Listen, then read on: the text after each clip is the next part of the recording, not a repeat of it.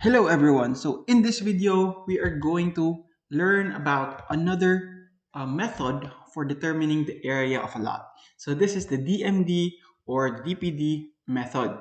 So you can use either DMD or DPD. You will come up with the same area, of course.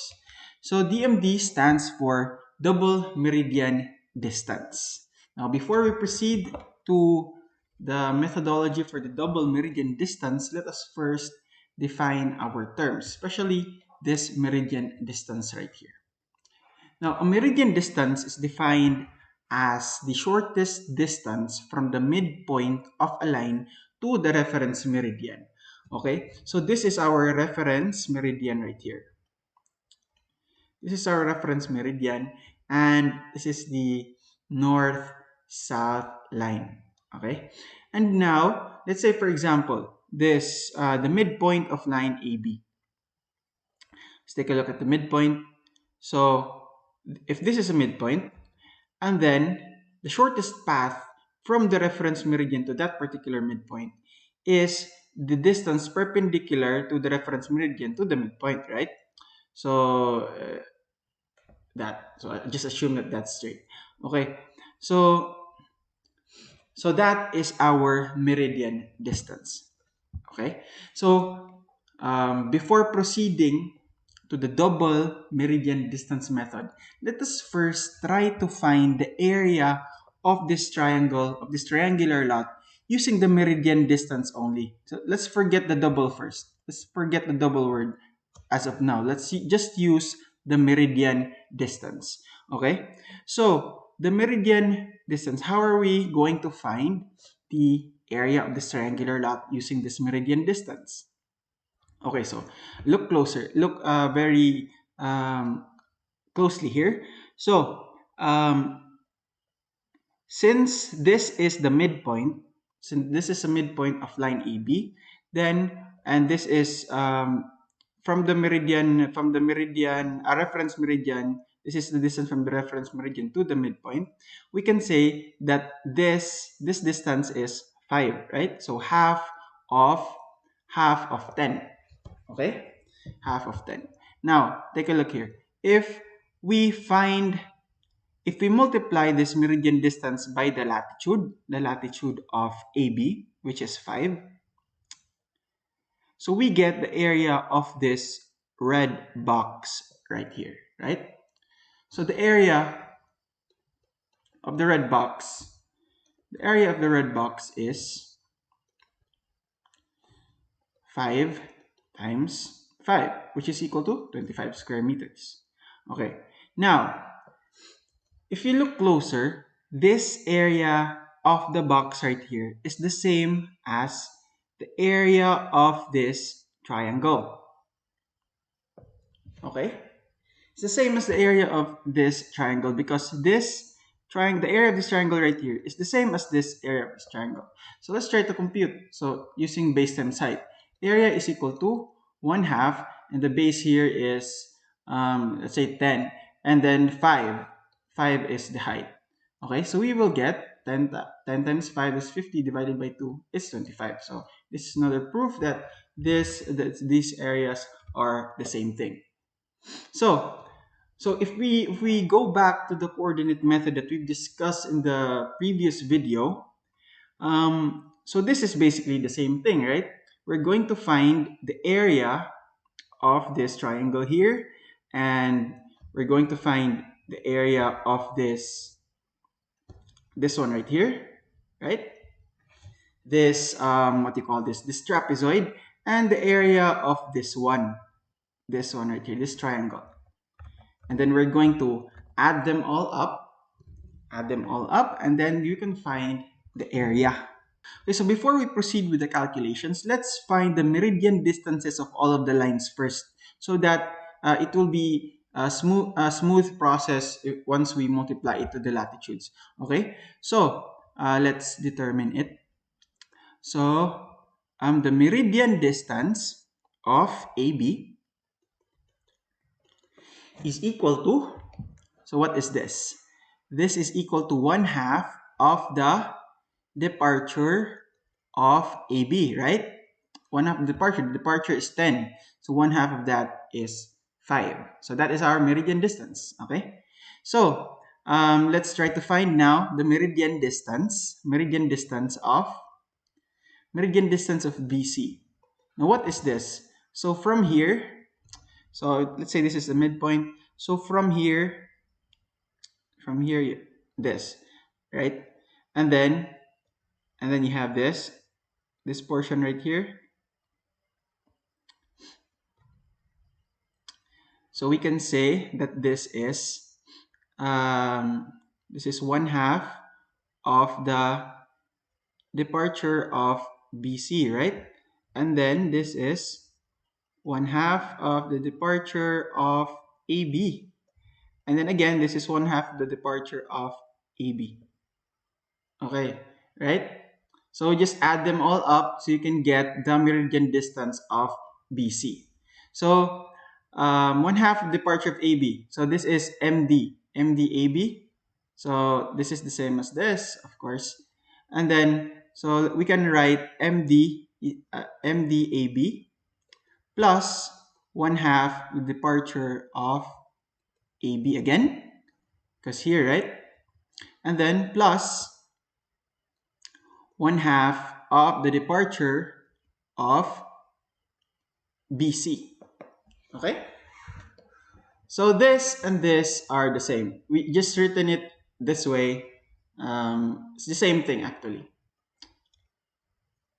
Okay, so let us now try to find the meridian distance of CA. So what is our path here? So we already have the meridian distance, right? This is meridian distance of BC.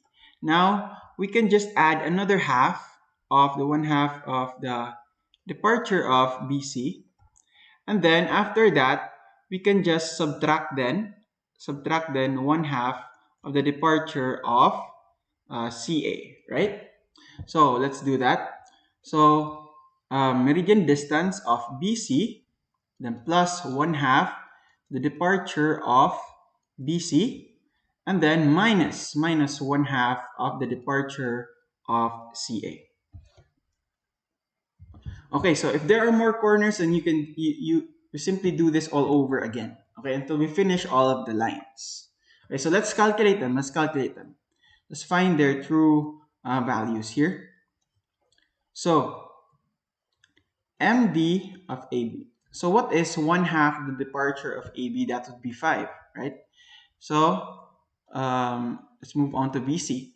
So MD of AB, this is 5, plus one half of the departure of AB, that's still 5, and then one half of the departure of BC.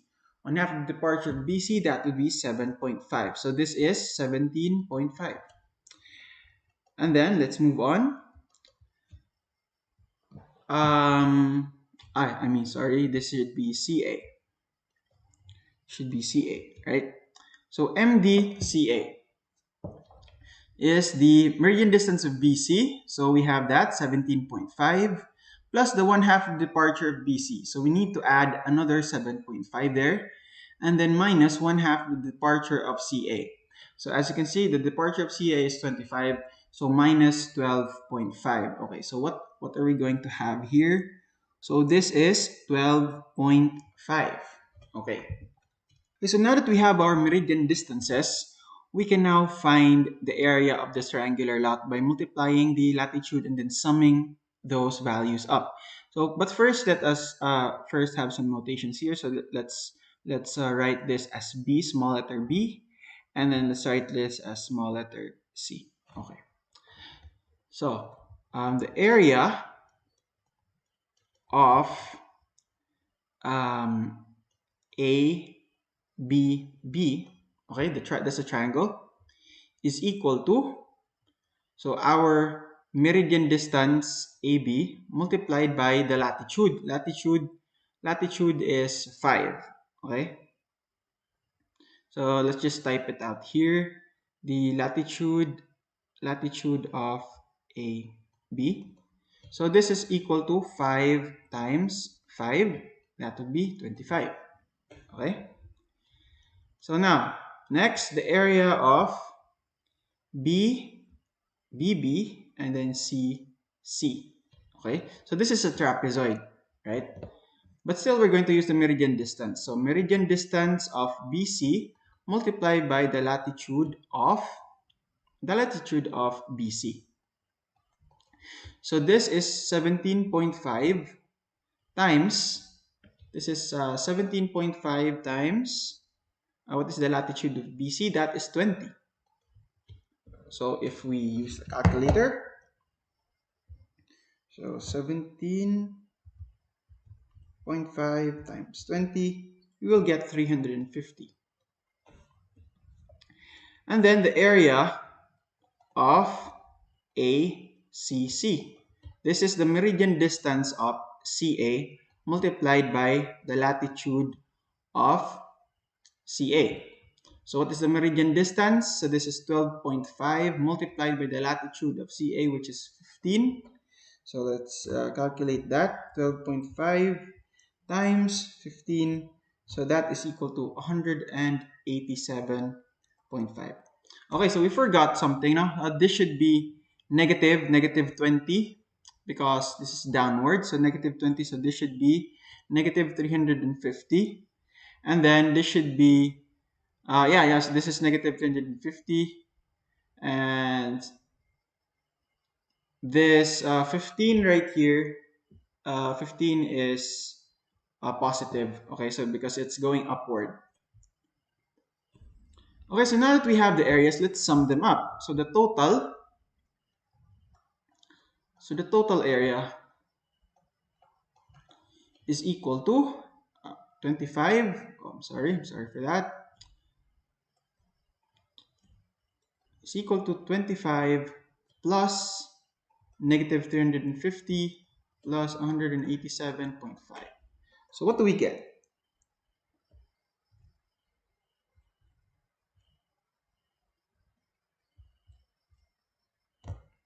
So we have negative 137.5. Okay? So you can just get the absolute value of this. Just get the absolute value. And we will get 137.5. So the sign doesn't matter here. So just get the absolute value and you get your total area of 137.5 square meters. Okay, right? It's really cool. Okay, so let's now go back to the DMD double meridian distance. So why do we have to double the meridian distance in the first place? So in the olden days, surveyors only brought calculators with them. They had no access to computers like we have right now. So the lesser computations that you do, that's the more accurate you are, right, in computing, because the more button presses that you do on your calculator, the more chances of error. So to minimize that, you can double the meridian distance. So what happens with that? So if we do this, if we multiply this by 2, if we multiply that by 2, this will cancel out, this 1/2. And this will cancel out, this will cancel out, this will cancel out, this will cancel out, right? And instead of putting the times 2 right there, let's just type in D. So double meridian distance instead of putting 2. And then this right here will also be DMD, right? Because this is from here. Okay. So that's basically it, guys. So this is now the double meridian distance instead of just the meridian distance. Now, how will this impact our computations? So if you multiply the double meridian distance to the latitudes, what will you get? You will get double the area, right? Double the area. So what happens after multiplying, let's say we are going to use these, the double meridian distances. So the next step is like here, you multiply to the latitudes, right? Corresponding latitudes. Now in that case, you will get double area because you double the meridian distance. So here, after summing up all of these values, all of the values that you will get here if you use the double meridian distance, you just have to divide this by 2. So you divide that by 2 and then you will get the area. Okay? So that's basically the double meridian distance method. So how about the double parallel distance method? So the concept is still the same. So what we're going to do is you're going to, instead of using a reference meridian, you're going to use a reference parallel here. So the concept is still the same. You're going to still going to calculate for the area of this and this, and of course this triangle right here. This triangle here. Okay? This one. Okay, so it's the same thing. You add up all those areas, you get the area of our triangle. So, but instead of using the meridian, you use the parallel, and then in this stage here, you will multiply to the meridian instead of I mean the departure instead of the latitude. Okay, so that's the concept behind the DMD and the DPD method. So there will be an example in the next video so that your understanding will be solidified there. But the point of this video is to help you understand how the DMD or the DPD method works. Okay, so thank you for listening, and I hope you learned something new, and I will see you in the next video.